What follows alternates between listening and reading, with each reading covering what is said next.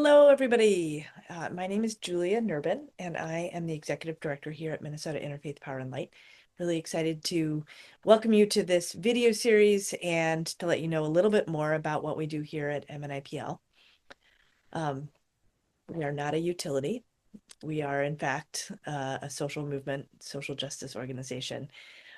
We bring the power of people's hearts and their powerful voice to the system. We bring people's light, their passion, their insight, their creativity, to build a movement for social justice and for climate justice that is at the scale that we need to address the problem.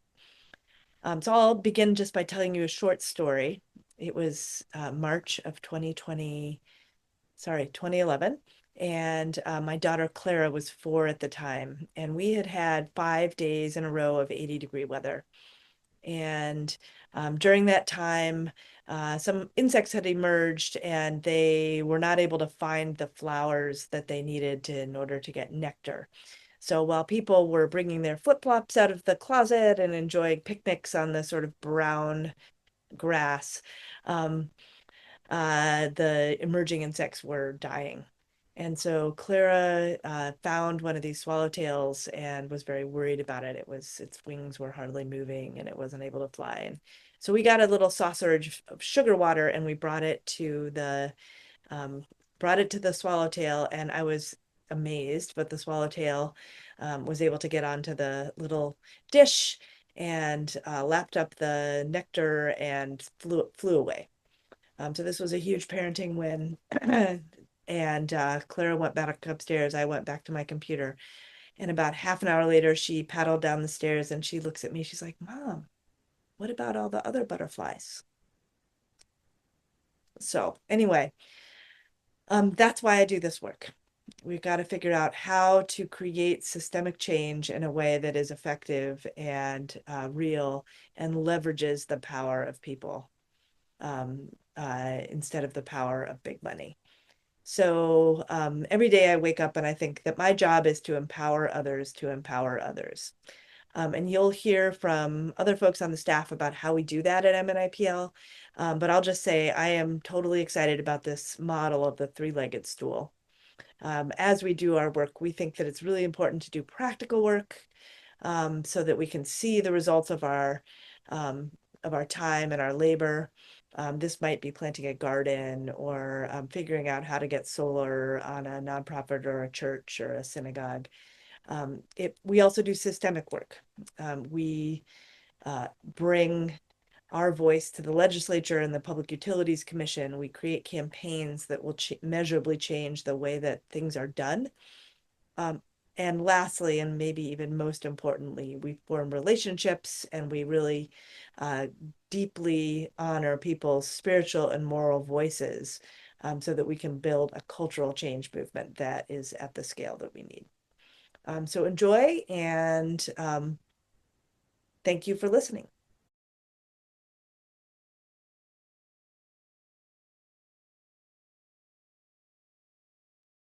Hi, my name is Buff Grace. I'm the Director of Faith Networks at Minnesota Interfaith Power and Light. In the videos that follow, you're going to hear about a lot of our campaigns. Campaigns are the places that people really take action, and we've got some really good ones and strong ones. When people are passionate and they come together, they can accomplish a whole lot. It's like a fire hose directed at something. But there's got to be a foundation underneath that. There's got to be a place that stores that water and holds it. And that's where our relationships come in. I and some other staff work at the relationship level to hold that group of people together. And nothing holds a group of people together better than a shared story. What is that shared story? Well, in our case, the shared story is that we're facing some dire calamities on our planet in the form of climate crisis. We've been burning fossil fuels for the last 200 years in the Industrial Revolution, and that's put way too many greenhouse gases into the atmosphere and caused heating and all kinds of other consequences like terrible storms and drought and heat waves, et cetera, et cetera. We've also known that the people with the least means to respond to those consequences, who bear the most burden, have contributed least to the problem. So we have a justice issue also. Our work as movement builders is to tell that story and to hear from others who that resonates with, and then bring them together in shared relationships of trust, so that when the campaigns are ready to activate, we've got a stored body of water and people to fire hose into those actions. We work regularly with about 400 congregations across the state. And one of the first things we do is come into a congregation and tell that story. We call it a climate conversation, in which we talk about their faith tradition and the tenets in their faith tradition that speak to climate, to creation care. And then also we talk some about climate science. But more and more, we find that people already know how their faith traditions connect to creation care, and they already know a lot about climate science. And so, what most people want to hear is, what can we do? How can we help? How can I act in a faithful manner in the midst of this story?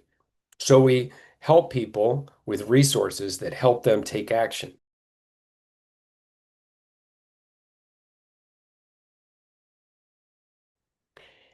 I and a couple of other staff work in that practical sphere, really helping with the nuts and bolts. We have resources to help people really dramatically change their energy efficiency in their buildings, in their churches and synagogues and mosques, and also uh, their members to make changes in their home with like air source heat pumps for their heating or for their hot water heating, or induction stoves, or insulating their homes. We can help them get to energy audit resources and learn about the incentives at the government and utility levels that can help them pay for that kind of thing. We also have become experts in solar and renewable energy. We work with installers to get bids and really help congregations understand what the opportunity is and navigate the complex financial structures that are required in order to install those. We've helped 28 congregations and nonprofits around the Twin Cities and another 4 to 5 in the Duluth and Arrowhead region get installed solar. So it is possible, and it is life-changing for those congregations. It leads to dramatically reduced bills and even making a profit over the life of the system. Of course, energy isn't the only sector in which to work to solve climate change. There's sectors like agriculture and food systems and the way we get around, transportation systems. You can imagine an organization called Power and Light is predisposed to work in energy. But we know congregations are interested in other areas too, and we build partnerships with other nonprofits and experts to help people in those congregations get connected with resources in those areas as well.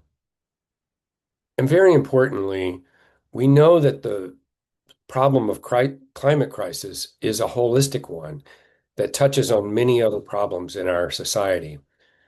So we build relationships, dedicating staff time to relationships with all kinds of other agencies and nonprofits working on other issues, such as racial justice, um, gender justice, uh, indigenous relationships, so that we are healing all of society. Our associate director, Liz Loeb, does a fantastic job of sitting at the table of a lot of different uh, groups working on these intersecting relationships.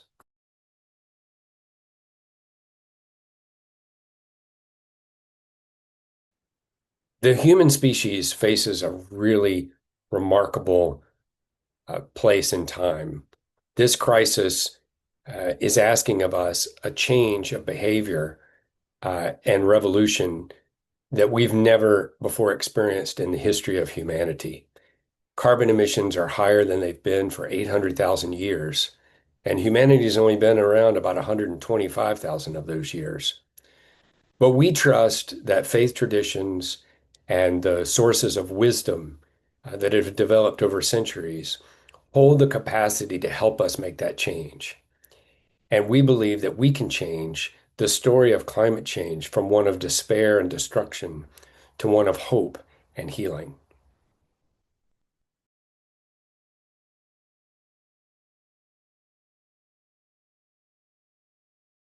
My work is really focused on policy. And just a little bit of background before I joined IPL, I served in the Minnesota Senate for 16 years. And so I have worked with IPL from that capacity. I've done a lot of work in environmental justice. And when I left the Senate, I was recruited to continue this work.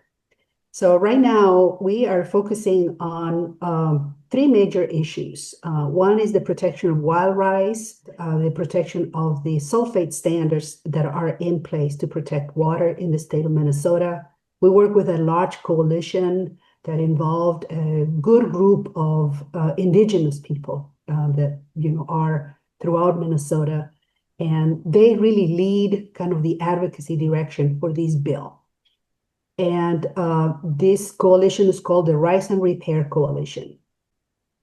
The other work that we're doing is in collaboration with the Climate Cabinet, and is really looking at home insurance policy, the price of insurance coverage, and how people are being impacted by climate events. And then their insurance goes up, and they don't know that they have control over that they can go to the legislature and ask for changes in policy. And then the third one, we are working to oppose data centers and oppose legislation that is detrimental to our environment. Our focus right now is on data centers because the large growth, of data centers in the state of Minnesota and the country, and how communities are really not aware, that they are being built, and these companies are targeting local governments like mayors and city council members to make these deals, and then communities are completely unaware. So we want the legislature to be more aware of these changes. And obviously, we are very active in policy issues that are related to environmental policy or environmental justice, and we are ready to oppose or support with large coalitions at the state capitol. So those are kind of the three focus issues that we're working on right now.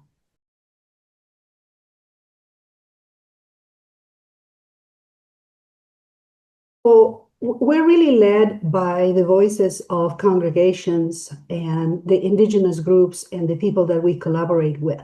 So they are the ones who bring these issues to our attention.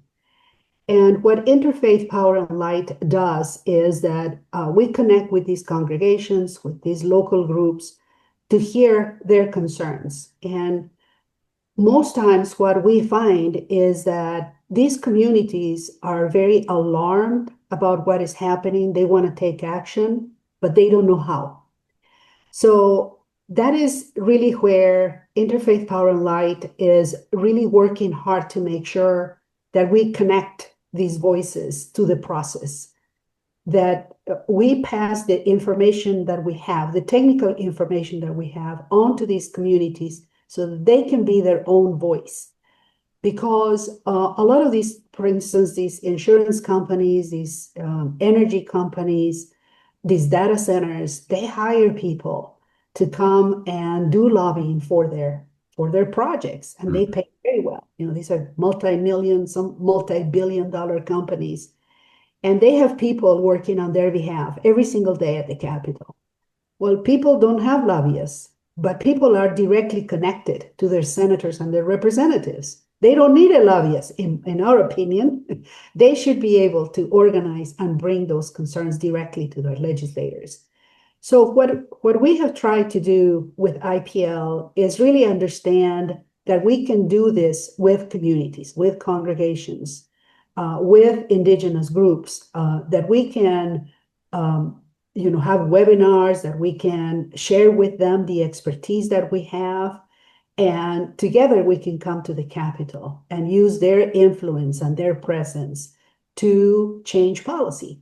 So that's how we are trying to more and more, connect with communities, have these conversations, and then the community tell us, this is an issue for us. Like insurance, everybody pays insurance. Every month you have to pay insurance for your home and for, and people feel like, oh well, I'm paying almost double the insurance. Then there's nothing I can do about it. But no, these policies are regulated by the state. There is something that you can do about it, and it begins with understanding what these policies are, who regulates them, how do they work, and then people can take direct action at the Capitol to advocate for change.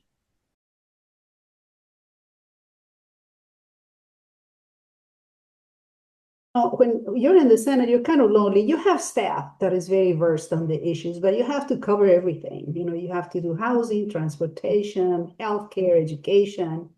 And it is hard to really focus. So you become a generalist. You kind of superficially know a little bit of everything. But with IPL, what I find is that I can focus the work. I can focus on the skill and the relationships on the work that we do related to environment and clean energy, racial justice. How do we empower communities to come to the Capitol? How do we provide information, skill? So it's I can see the growth, I can see the change, I can see kind of how practical and empowering this work is. So it's wonderful. I feel good about doing this work today, and I'm delighted that people want to learn, how they can do this themselves and how they can learn this skill and help us do this work.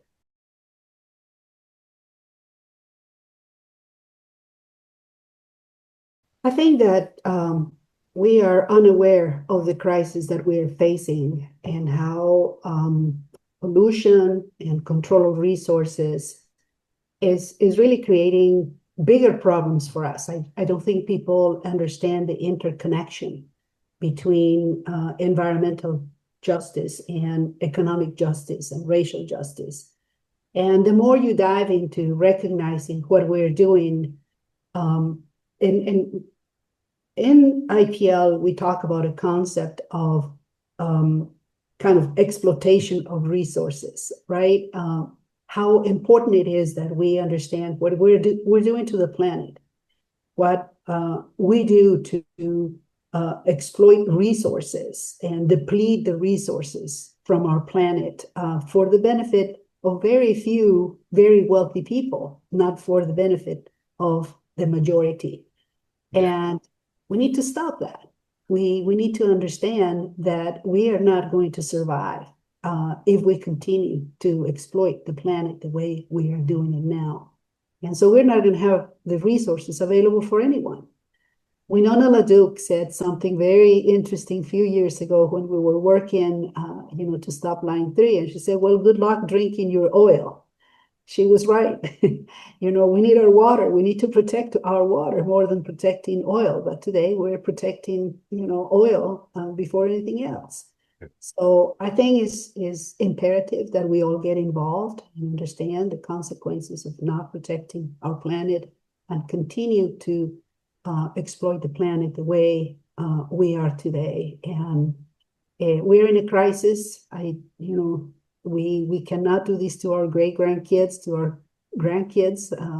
Many children don't want to have children today because they know that what is coming is not good for humanity. So I think that's what is driving my passion for this work right now. I think it's the most work that we need to do right now. And I think young people understand the urgency. So I want to make sure that they do have the tools to do this work.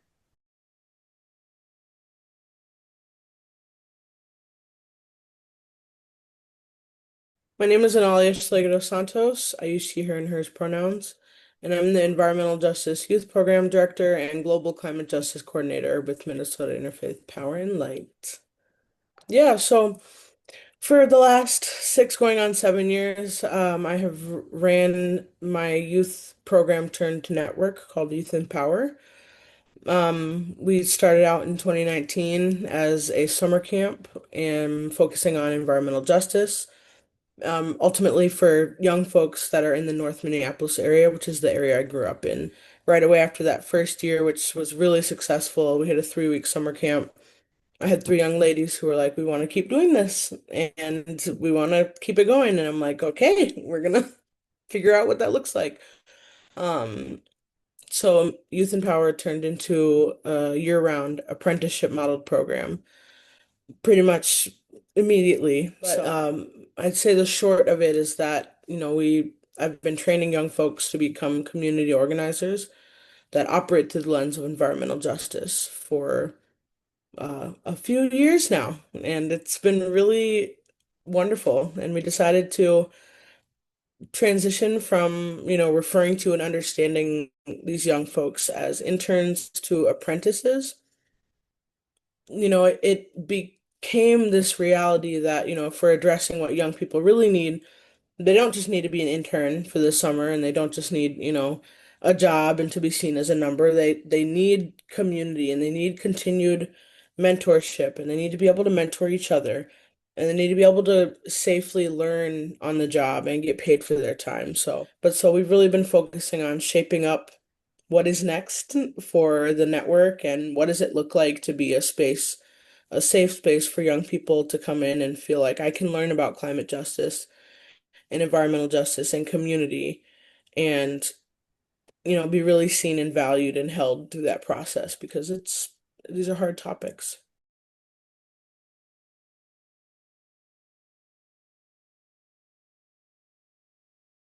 When work with Youth and Power has not ended, rather, I've been very curious at first and continue to be about how we draw a global connection to the local work that we're doing. So I think that the work that Youth and Power has been focused on, which is still training young people and operating through this lens of environmental justice and, a just transition, that can be done nationally and internationally. But that aside, I also serve as the role of the co-chair of the International Policy Committee for US-CAN, or US Climate Action Network, as well as lead a global climate reparations camp with ActionAid USA. That is a national summer camp. Yeah, so US CAN is one of the largest networks in the country of climate and climate justice oriented organizations. US CAN is a founding node as well of Climate Action Network International, which is one of the largest international climate networks. Being a US CAN member, as MNIPL has been for years, has really been a place, or what I like to call a movement home, in the national climate organizing space. And so, serving now as the chair, one of the chairs of the International Committee, it's been a really special experience.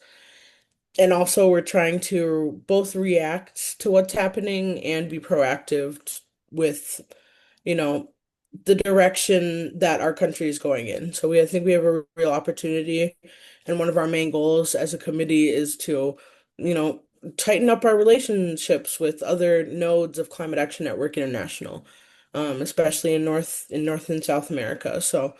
Um, I serve in a lot of these roles, and I also co-lead a campaign called Shift Us, which has been a push for a few years to make a connection between the United States domestic climate action, if any, and our responsibility to the rest of the world. So it's imperative that we're naming things such as the United States is the largest historical emitters of greenhouse gases.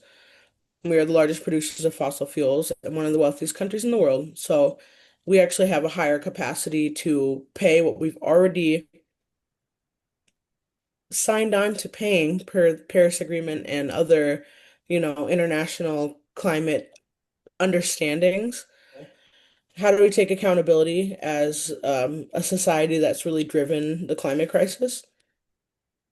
And how do we address that our responsibility, inherent historic responsibility to countries in what's called the global south, and, to countries that are being ultimately destroyed? What would it look like for the United States to do its fair share? And that means as a nation overall. So my work, in many, many words, is domestic focus, but it's international. And so I do go to the United Nations Climate Conference or COP, Conference of Parties, every year. It will be in Brazil in a month, which is a blessing, and also it's a lot.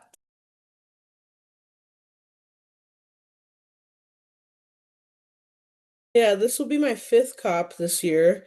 It's a 2-week conference with tens of thousands of attendees. United Nations conference that, you know, brings a lot of folks together from all the corners, and we collectively as a human civil society are trying to figure out what are we taking from this process? What are we building that doesn't recreate the same old thing that got us to this place? So, what I will be badged as is an observer. So, you get access to what's called the Blue Zone. Um, and what happens during COP is there's negotiations happening between countries. Folks that are on a party badge are there negotiating on behalf of their country. And then there's observers who can observe some negotiations if we're allowed in the room. And also, just as civil society representatives, that's the space that you're in. There's a space called the Green Zone, which is open to the general public, but it's in a different country every year. So for the last few years, it's been in countries where we haven't been able to speak on certain topics, political topics. It's a space that, folks are really talking about is increasingly more suppressed, unfortunately. It's a space where countries are essentially sharing what they're experiencing, and then countries like our own here, unfortunately, block progress on anything because, we want our way. So it's really it's a playground. It's been called a trade fair. You know, there's increasingly more fossil fuel representatives taking up space at this conference. So it's like it's a place where supposedly change happens, but I attend in a capacity where I'm trying to build global relationship so that we can figure out how we step into right relation, which that's my personal track that I follow. This conference has been happening for 30 years. This conference COP and I are the same age. The first one ended the day after I was born, like a few hours after I was born. So in 30 years, what have we done is the question that a lot of us are trying to figure out, especially young people. I didn't know what this conference was until right before I went with Julia, my first one. And since then, I've learned a lot about the ins and outs, but ultimately it's our responsibility if we attend to understand that these decisions are being made for our peoples and the planet, and it is our responsibility to take that and translate it for our people. What does that mean? What's being asked of us? Understanding power structures, understanding what it looks like to support each other, to stand beyond solidarity, but actually, um, become global accomplices. Let's address harms caused and not just keep doing it. I'm definitely not in it for the money. So it's definitely not that. I always like to say that I've been a swim teacher for 13 years. Um, so that was my first job. And up until I started organizing, teaching everyone between the ages of 6 months and like 85 years has been my whole what I've built my work ethic around. When I took this program about environmental justice in 2018, I felt like I was behind, and I felt like everyone around me had been studying environmental science or policy, and I was a communications major and a swim teacher. And I realized it took me a while to realize this, but what I had to do before I started doing this was I had to get good at working with people's relationship to their environment. And that's what swimming is. We come from water. We There's so many reasons why all of our peoples don't know how to swim. We live in the state of Minnesota and we have 15,000 lakes. And, you know, people don't know how to swim because of systemic harms and generational trauma. And what I've been realizing recently is that in order for someone to unlearn generational trauma, in that it becomes encoded into their DNA, like not knowing how to swim, part of that part of your DNA has to be transformed, I would say, replaced with something different in order for you to learn that thing. And so right now I get the blessing and task of being a part of facilitating culture shift. And what that looks like yet again is taking these parts of our DNA and our understanding, and this culture in this society where we have to relearn how to protect nature and each other and community. We have to learn what community looks and feels like. Um, so much so that it's encoded, these understandings are encoded in our DNA. So, if we want to have a reality where more harm isn't done, what does that look like? How do we model that? How do we write that into our way of being? I think that that's my why. And it goes beyond organizing, but that's just kind of what has to happen right now.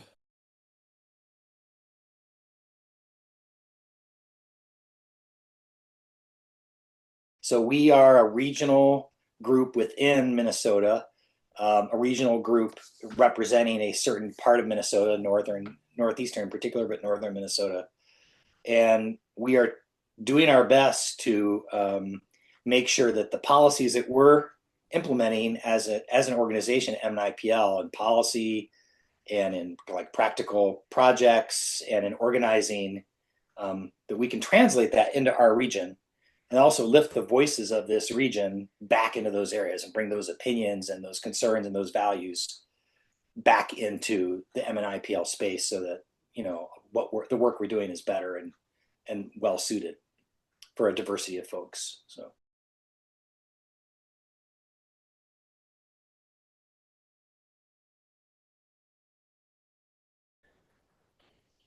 Yeah, I mean,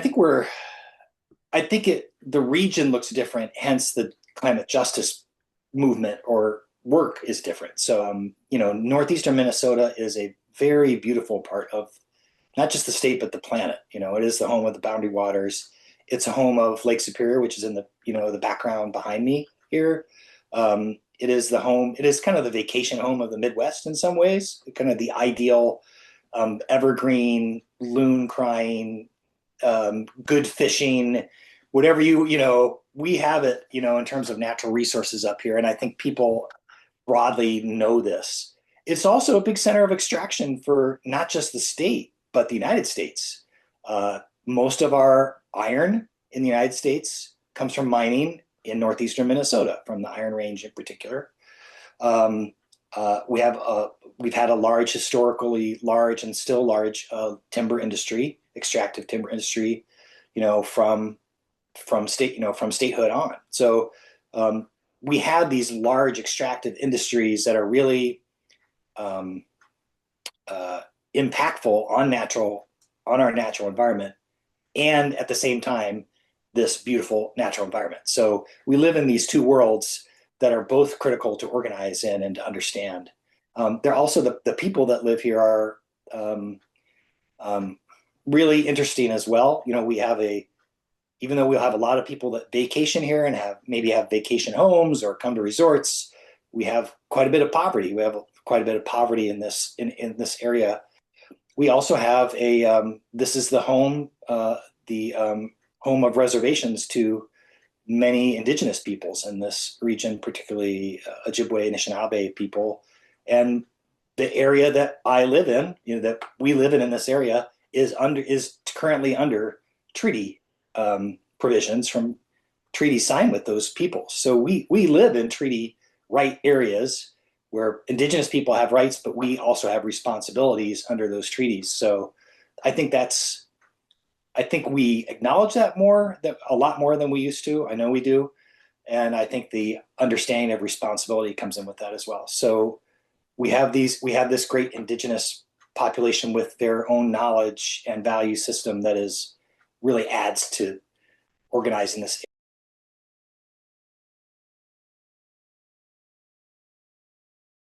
Another thing I'll share with the listeners that both you and I share in our backgrounds is we were wilderness guides. And I didn't do that in Minnesota like you did, though. I was in Montana, Colorado, Alaska, places like that. And, part of your job as your guide is to keep people safe, make sure they have fun, And, but part of the job I always saw was also give them, you hope by the end of a trip, you would give them the experience to look at the world a little differently and care for the natural world and their communities a bit more, that they experience what they experience in place, they could take home with them and then try to do things different in their life. And it became clear to me after a while that that just wasn't going to be enough, that people need to kind of be just coming on a trip and learning that it's not enough. They need to understand that or at least have resources to kind of work on that when they're at home, So I've tried I always think of myself as a guide still, even though I'm, 30 years older and weigh a lot more, and I'm not doing the same physical stuff anymore. I always think of myself as a guide. And I don't think I can do anything else in some ways. So to me, climate justice is one way to try to continue to live that calling, I guess. I've tried stopping and it just doesn't work out well for me. So I think living in this space is helpful. And the great thing is, there's a lot of there's a great community of people that are volunteers in this space and that work in this space. And anyone that comes into this space and with the slightest bit of interest finds people and develops relationships. And I think they're always surprised, like, what a rich place it is. So that's what keeps me in it and going. Yeah.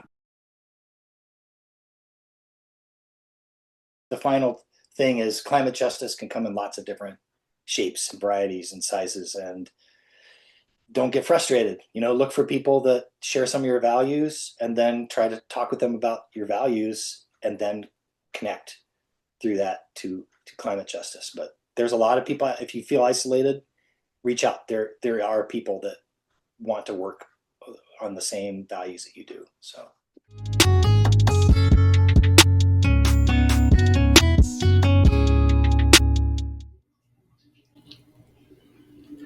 Hi, everyone. My name is Jessica Intermill, and I'm a strategic policy consultant at Minnesota Interfaith Power and Light. Now, most of you know MNIPL through our climate work, but MNIPL has also made a long-term commitment to reparations programming as part of its core work. So, why are reparations a core part of a climate justice agenda? Because the same systems that separate us from caring for the earth also work to separate us from caring for one another. How we experience climate change today is rooted in scientific and social history. Let me show you what I mean. This is a painting from 1872 by John Gast, and it's an allegory for manifest destiny, which Mr. Gast thought was a good thing. Now, look at the details. As Columbia, the personification of the United States, moves from east to west, she chases out both indigenous people and nature.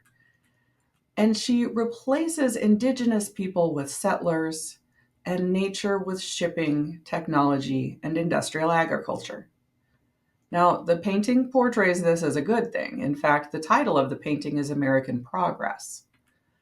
But when we look back, we see that our white ancestors built the United States on land they stole from Native people with labor they stole from enslaved Africans. They commodified land and people just as they commodified natural resources like coal, iron, and other metal and minerals. This worldview prioritized the extractive profit for some over the needs of all, and it created a segmented world dependent on fossil fuels at the expense of our care for each other and the earth. We can't work towards a thriving, just, and sustainable world without also committing to repairing the wounds of land theft and enslavement. And so we ask ourselves, if we want the world to be different, what kind of ancestors are we willing to become? The commodified, colonized, segmented, sectarian world we know was not inevitable, and it's not the only way. To meaningfully address climate change, we must also shift our worldview from one of dominating people and nature to one of mutual connection and interdependence. Now, to do that, MNIPL has several offerings. We invite you to view our library of reparations learning tables, where we explore these topics, and our primary teaching tool, the Reparatory Ecomap. Now, we've been fortunate to offer these resources to a national network of learners with no registration or participation fees, because we know those fees can be a barrier to entry, and we also know that we need as many people as possible in this movement.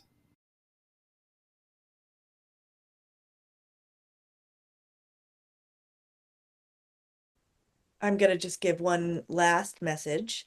If you enjoyed these videos and if you support the work we're doing to bring climate justice to Minnesota and the world, I hope you will consider giving MNIPL a sustaining donation. You can find it at the QR code. I think it's going to be on the screen, but it's mnipl.org. And we'd love to get your support both as a movement actor in the climate justice movement, but also we need your financial support to be able to keep this great staff doing the work. Thanks so much.